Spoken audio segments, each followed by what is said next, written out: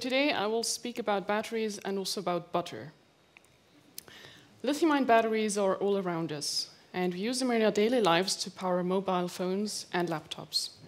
We also use them to power or to fully or partly power means of transportation such as drones, electric cars, aeroplanes, and in the future also electric jets. In any of these applications, we want our batteries to last long, to charge quickly, and also to be safe at the same time. Oftentimes, you might be really frustrated about why your phone battery is drained again. However, there is something much more dramatic that can happen. When a battery fails, it can really catch fire or explode. Now, in this quick talk, I will show you how we can better understand the complex inner life of batteries in order to improve them. A battery essentially consists of plus and minus poles, which are the positive and negative electrodes.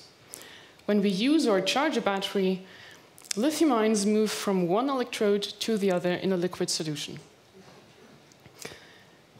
The positive and negative electrodes are not supposed to touch, and this is why we have a plastic membrane between the electrodes. And this membrane is called the separator. Now, the separator is a battery safety mechanism. If this fails, the battery locally releases its energy in a short circuit, and in the worst case, the battery can catch fire or explode. Modern lithium-ion battery technology has been driven by consumer electronics. And for the separator, this means that it has been made as thin, cheap, and mechanically sturdy during manufacturing. However, when we go to larger mobility applications, such as electric vehicles, this means we have up to 10,000 times more energy. Also, we have larger batteries and also faster current speeds. Now, we have to make sure that our batteries can keep up with that, and in particular, the separator. The separator now has to withstand even higher temperatures because when we stack many of these large batteries together, they heat up in a different way than a single small battery. And also, the separator has to withstand higher local pressures because the new high energy density electrode materials tend to expand much more when they take up lithium ions in their structure.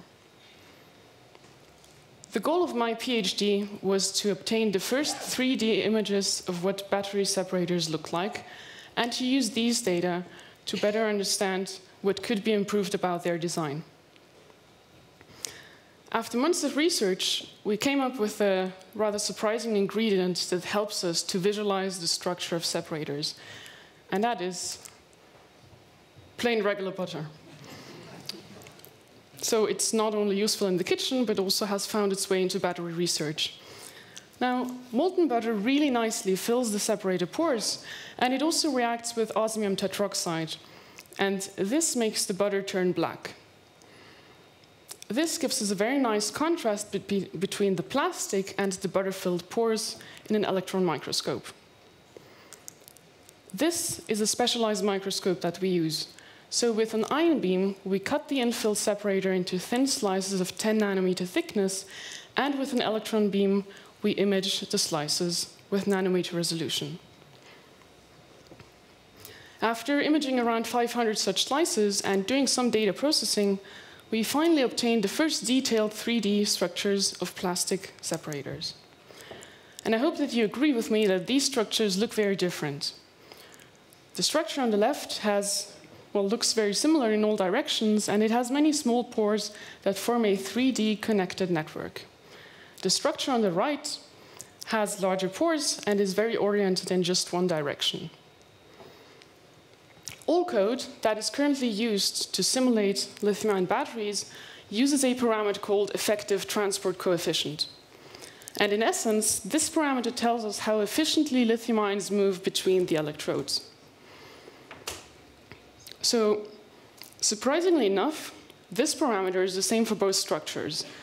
And standard battery modeling would tell us that these structures behave exactly the same. However, from looking at batteries, we know that this is not the case. And this is why we take this 3D data of separators to understand why these structures perform differently, and also in order to obtain a more meaningful input for battery simulation tools, and finally also to figure out how we can design better separators.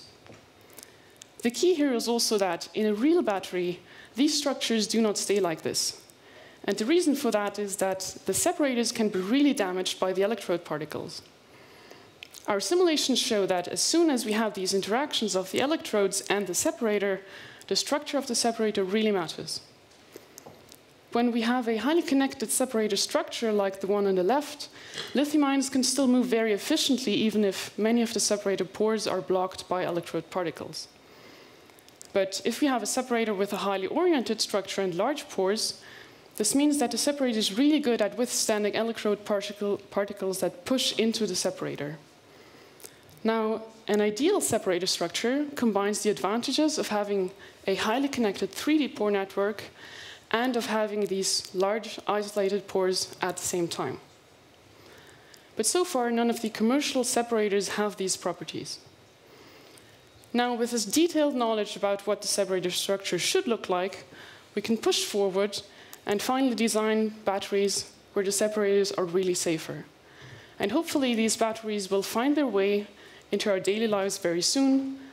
And my personal hope is also that they will contribute to making these wonderful electric jets very soon a reality. Thank you for listening.